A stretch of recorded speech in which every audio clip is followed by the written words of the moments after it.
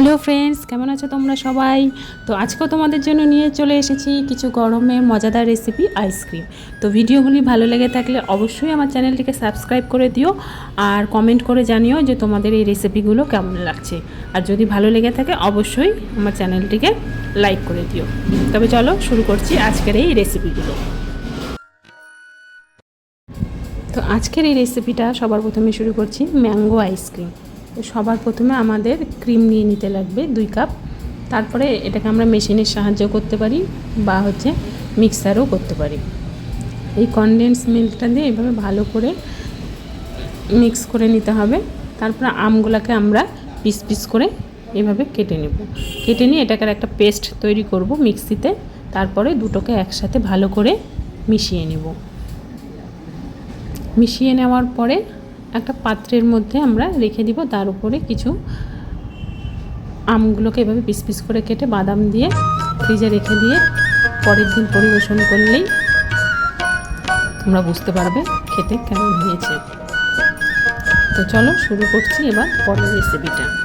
তো পরের রেসিপিটা হচ্ছে চকলেট আইসক্রিম, কিন্তু এই চকলেট আইসক্রিমটা আমরা বানানা দিয়ে বানাবো। সবার প্রথমে আমরা বানানাগুলোকে এভাবে পাতলা পাতলা করে স্লাইসের মতো কেটে নিয়েছি। তারপরে এটাকে আমরা ফ্রিজের মধ্যে রেখে দিব 8 থেকে 10 ঘন্টার মতো। তারপরে এটাকে আমরা তার মধ্যে অল্প দুধ মধু দিয়ে ভালো করে মিক্সিতে ব্লেন্ড করে নেব। তো দেখতেই পাচ্ছ ব্লেন্ড হয়ে গেছে। এরপরে এটাকে আমরা একটা ছাঁচের মতো আইসক্রিমের যে স্টিক দিয়ে রেখে দেব। সেটা তোমরা আলাদা প্যানেও রাখতে পারো ফ্রিজে।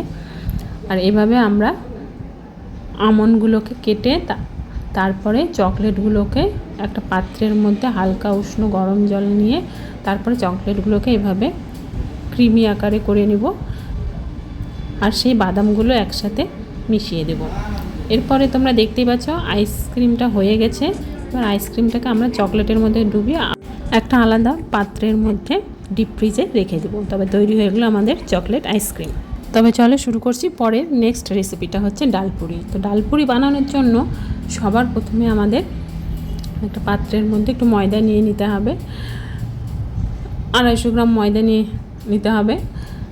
তারপরে আপনারা একটু আটাও মিক্স করতে পারেন। তারপরে একটু নুন চিনি আর একটু সাদা তেল বা ঘি দিয়ে ভালো করে ময়ম দিয়ে তারপরে অল্প পরিমাণ জল দিয়ে ভালো করে মেখে নিতে হবে। এরপর আমরা যে ছোলার ডালটিকে ভিজিয়ে রেখেছিলাম আগের দিন রাতের বেলা, সেই ছোলার ডালটিকে মিক্সিতে পেস্ট করে নিতে হবে।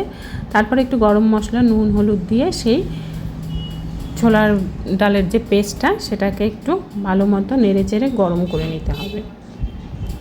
তো আমাদের পুরটা তৈরি হয়ে গেছে। এর মধ্যে আপনারা একটু হিংও মিক্স করতে পারেন।